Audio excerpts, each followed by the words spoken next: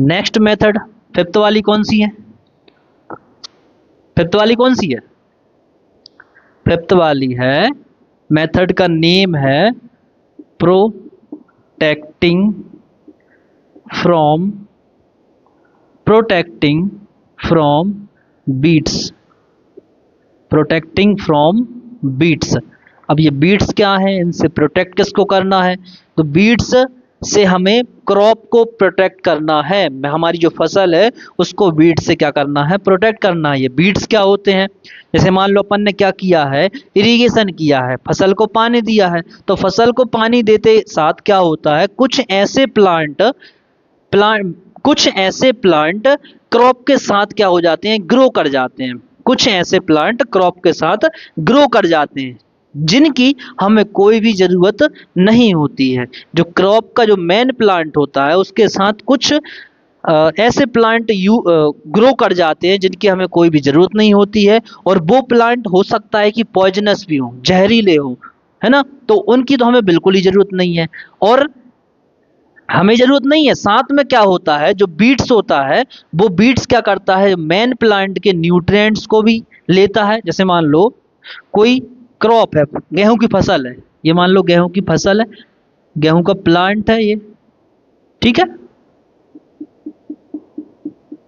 क्या है ये? गेहूं का प्लांट है। और मान लो बगल में क्या उगाया, एक बीड, मतलब एक ऐसा प्लांट जिसकी हमें कोई जरूरत नहीं है, उसकी क्या कोई जरूरत नहीं है, और लेकिन वो किसके साथ ग्रो कर गया है, मेन प्लांट के साथ। किसके साथ ग्रो कर गया, मेन प्लांट के साथ। अब मान लो जितने न्यूट्रिएंट्स की जरूरत इस प्लांट को है उसके आधे न्यूट्रिएंट्स तो ये वाला प्लांट ले रहा है। आधे न्यूट्रिएंट्स अगर ये वाला प्लांट ले लेगा तो क्या होगा, ये अच्छे तरीके से ग्रो करेगा, नहीं कर पाएगा। साथ में मान लो इसको स्पेस की जरूरत है अपने आप को ग्रो करने के लिए, ये स्पेस भी क्या कर रहा है, कवर कर रहा है, सही से ये वाला प्लांट क्या नहीं हो पाएगा, ग्रो नहीं हो पाएगा, है ना। और साथ में सनलाइट भी क्या करता है, सनलाइट भी कवर कर लेता है। मान लो ये वाला प्लांट और ज्यादा क्या हो जाए, बड़ा हो जाए, क्या करेगा, इस वाले प्लांट को क्या कर लेगा, कवर कर लेगा, तो प्रॉपर तरीके से इसको सनलाइट भी नहीं मिल पाएगी, है ना। तो कुल मिलाकर ये बात है कि बीट्स बहुत ज्यादा नुकसानदायक होते हैं, इसलिए हमें क्या करना पड़ता है, इसको हटाना पड़ता है, फील्ड में से इसको हटाना पड़ता है। तो बीट्स को रिमूव करने की प्रोसेस को, बीट्स को रिमूव करने की प्रोसेस को हम क्या कहते हैं, removing weeds from field are called weeding. Weeding एक प्रोसेस है जिसमें हम बीट्स को क्या करते हैं, रिमूव करते हैं। और बीट्स क्या होते हैं, अनवांटेड प्लांट होते हैं जिनकी हमें कोई जरूरत नहीं होती। आ गई बात समझ में? चलो अब नेक्स्ट क्या हो जाएगा, नेक्स्ट स्टेप का नेम क्या है, नेक्स्ट स्टेप का नेम क्या है, हार्वेस्टिंग।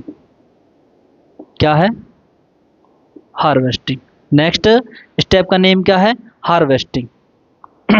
हार्वेस्टिंग में क्या होता है, जैसे मान लो हमें बोनी करे 3 से 4 महीने हो गए, 3 से 4 महीने के बाद हमारी फसल क्या हो जाती है, मैच्योर हो जाती है। क्या हो जाती है, मैच्योर हो जाती है, मतलब वो अच्छे तरीके से पक जाती है। अब हमारी फसल पक गई है तो हम उसको क्या करेंगे, वहीं पर छोड़ देंगे क्या, खेत में ही छोड़ देंगे क्या, नहीं ना। अब उसकी क्या करते हैं, कटिंग करते हैं, फसल की क्या करते हैं, कटिंग करते हैं। तो कटिंग करने की प्रोसेस को ही हम क्या कहते हैं, हार्वेस्टिंग कहते हैं। क्या कहते हैं, हार्वेस्टिंग कहते हैं। आगे बात समझ में, cutting of the mature crop called harvesting, इतनी बात समझ में आ गई। हार्वेस्टिंग में होता क्या है, हमने जो क्रॉप है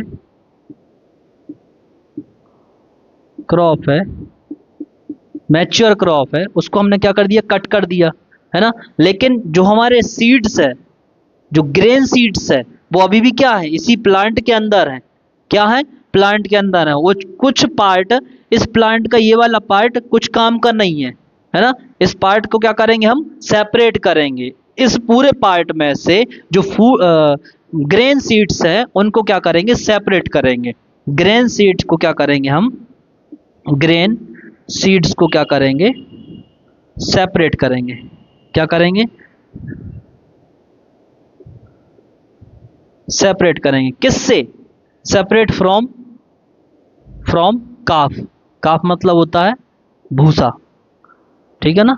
तो ग्रेन सीड को सेपरेट करेंगे किससे, काफ से। तो इस प्रोसेस को क्या कहोगे, this process, this process called, called threshing. This process called threshing. और थ्रेसिंग किससे होती है, थ्रेसिंग करने वाली जो मशीन होती है उसको हम कहते हैं थ्रेसर। क्या कहते हैं, थ्रेसर। आगे बात समझ में। प्रेजेंट टाइम में, जो मॉडर्न टाइम है, अब देखो हार्वेस्टिंग करने में भी बहुत ज़्यादा टाइम जाता है, फिर उसके बाद थ्रेसिंग करने में भी बहुत ज़्यादा टाइम जाता है। प्रेजेंट टाइम में एक मशीन आ गई है जो दोनों टाइम एक साथ कर देती है। दोनों टाइम क्या, दोनों काम एक साथ कर देती है। दोनों काम मतलब हार्वेस्टिंग भी उसी टाइम पर और थ्रेसिंग भी उसी टाइम पर। तो इस टाइप की मशीन को हम कहते हैं क्या, कंबाइन। क्या कहते हैं, कंबाइन। इस टाइप की मशीन को क्या कहते हैं हम, कंबाइन कहते हैं। कंबाइन हार्वेस्टिंग और थ्रेसिंग एक ही टाइम पर कर देती है। इससे होता क्या है, जो हमारी लेबर होती है, लेबर को हम बाहर से लेकर आते हैं ना कटाई करवाने के लिए, तो उसकी भी क्या होती है, बचत हो जाती है। क्या हो जाती है, बचत हो जाती है। तो ये हो गई हमारी क्या, हार्वेस्टिंग हो गई, थ्रेसिंग हो गई। इतनी बात समझ में आ गई ना। चलो अब नेक्स्ट स्टेप का नेम क्या है, नेक्स्ट जो स्टेप है उसका नेम क्या है लास्ट वाली, और जो सेवेंथ वाली, लास्ट वाली। अब जो हमने जो सीड निकाले हैं, हमारी जो फसल बाद में निकली है हार्वेस्टिंग और थ्रेशन करने के बाद, जो फसल होती है उसको हम कहते हैं क्या, ईल्ड। क्या कहते हैं, ईल्ड कहते हैं। ईल्ड मतलब उपज। उपज, जो फसल हमने सोइंग बोनी की थी, बोनी करने के बाद इरिगेशन किया था, फर्टिलाइजर्स और मैन्योर मिलाए थे, उसके बाद जो फसल पक गई थी उसकी थ्रेसिंग और हार्वेस्टिंग और थ्रेसिंग करने के बाद जो फसल निकली उसको हम क्या कहते हैं, ईल्ड कहते हैं। क्या कहते हैं, ईल्ड कहते हैं। तो ईल्ड को हम ऐसे ही खेत में छोड़कर आ जाएंगे क्या, नहीं ना। तो उसको हम क्या करेंगे, स्टोर करेंगे। तो स्टोर करने की प्रोसेस को हम क्या कहते हैं, स्टोरेज कहते हैं। क्या कहते हैं, स्टोरेज कहते हैं। तो ईल्ड को अच्छे तरीके से पैक करके घर में ही स्टोर कर लेते हैं, या फिर बड़े एरिया में, बड़े एरिया मतलब जो बड़े बड़े वेयर हाउसेज होते हैं वहां पर हम स्टोर करके रखते हैं, है ना। या फिर डायरेक्टली मार्केट में जाकर सेल कर देते हैं, बेच देते हैं। अब स्टोर कुछ टाइम के लिए थोड़ी करते हैं, लंबे टाइम के लिए करते हैं। तो स्टोर करने से पहले जो पैकिंग होती है, पैकिंग करने से पहले जो हमारे सीड होते हैं उनको सनलाइट में, किसमें, सनलाइट में अच्छे तरीके से क्या किया जाता है, सुखाया जाता है। अच्छे तरीके से क्या किया जाता है, सुखाया जाता है। क्यों सुखाया जाता है, ड्राई क्यों किया जाता है, क्योंकि हार्वेस्टिंग करने के बाद जो सीड निकलते हैं उनके अंदर कुछ ना कुछ मॉइस्चर रह जाता है, कुछ ना कुछ मॉइस्चर रह जाता है, जिसके कारण स्टोरेज के बाद, जैसे मान लो हमने हार्वेस्टिंग के बाद तुरंत क्या कर दिया, स्टोर कर दिया। स्टोर करने से होगा क्या, जो सीड के अंदर मॉइस्चर है उस मॉइस्चर से सीड को फंगस या फिर कुछ ऐसे इंसेक्ट्स लग सकते हैं, जिससे हमारी जो फसल बाद में अपन ने निकाली है वो क्या हो सकती है, खराब हो सकती है। क्या हो सकती है, खराब हो सकती है। इसलिए सनलाइट में हम क्या करते हैं, उसका जो सीड होते हैं उनका मॉइस्चर पूरा का पूरा रिमूव कर देते हैं, ताकि हमारी जो फसल है लंबे टाइम तक चल सके, अच्छी रहे। ठीक है, अच्छे रहे मतलब स्टोरेज लंबे समय तक अच्छे से बना रहे, ठीक है ना। और साथ में क्या करते हैं, हम स्टोर करते समय जो सीड होते हैं सनलाइट में अपन ने अच्छे से सुखा लिया। उसके बाद क्या करेंगे, जो नीम होती है, नीम होती है ना, तो नीम की जो सूखी पत्तियां होती हैं, ड्राई नीम लीव्स, ड्राई नीम लीव्स, उनसे हम उनको क्या करेंगे, जो सीड होते हैं, बीज होते हैं ना, उनके अंदर डाल देंगे। तो जो नीम की पत्तियां होती हैं, ऐसे इंसेक्ट को, कीड़े मकोड़ों को सीड से या फिर फसल से दूर रखता है, जो नीम की पत्तियां होती हैं वो ऐसे कीड़े मकोड़ों को, जिससे फसल क्या हो सकती है, खराब हो सकती है, जो हमारे सीड निकले हैं, उपज निकली है, वो क्या हो सकती है, खराब हो सकती है। इसलिए नीम क्या करती है, उन कीड़े मकोड़ों को दूर रखती है, जिससे हमारी फसल लंबे टाइम तक अच्छे से स्टोर बनी रहती है।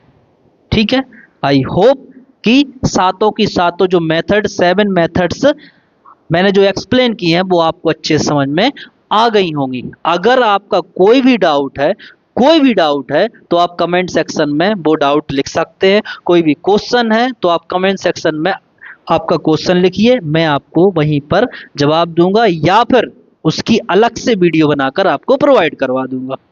ठीक है, चलो। अब ये 7 मेथड्स कहाँ पर होती हैं? खेत के अंदर होती है, फील्ड के अंदर होती है ना।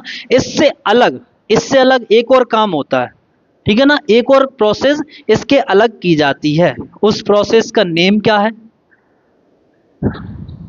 उस प्रोसेस का नेम होता है एनिमल हस्बेंड्री। एनिमल हस्बेंड्री, ठीक है। एनिमल हस्बेंड्री क्या होती है? जो पालतू जानवर होते हैं उनको क्या करना, उनकी देखभाल करना, रहने के लिए जगह देना, टाइम टू टाइम पर उनका क्या करना, देखभाल अच्छे से करना, और साथ में उनको फूड प्रोवाइड करना। उससे होगा क्या, जो हमने पालतू जानवर रखे हैं वो हमें क्या प्रोवाइड करेंगे, फूड आइटम्स प्रोवाइड करेंगे। क्या करेंगे? फूड आइटम्स प्रोवाइड करेंगे, ठीक है ना। तो जिस प्रोसेस के अंदर ये सब हम करते हैं कि जानवरों को पालते हैं, खाना देते हैं, देखभाल करते हैं, रहने के लिए जगह देते हैं, बदले में हम उनसे क्या लेते हैं, फूड आइटम्स लेते हैं, और उन्हीं फूड आइटम्स को या तो हम अपने खाने में यूज कर लेते हैं या फिर हम मार्केट में उसको बेच देते हैं। तो इस प्रोसेस को क्या कहा जाता है?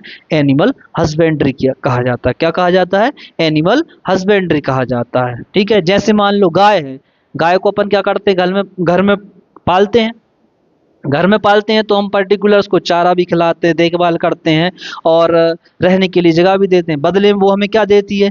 दूध देती है, मिल्क देती है। तो मिल्क या तो हम खाने में यूज कर लें, या फिर मिल्क से बहुत सारी चीजें बनती हैं, जैसे दही, पनीर, घी। इसको हम मार्केट में बेचकर कुछ पैसे भी कमा सकते हैं। इस प्रोसेस को कहा जाता है एनिमल हस्बेंड्री।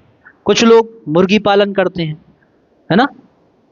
मुर्गियों को पालते हैं, बदले में क्या देती हैं मुर्गियां? अंडे देती हैं, एग्स देती हैं। एग्स को मार्केट में बेचकर पैसे कमा लिए जाते हैं, या फिर फूड आइटम के तौर पर घर में ही यूज कर लिया जाता है ना। तो इस प्रोसेस को कहा जाता है एनिमल हस्बेंड्री, ठीक है ना।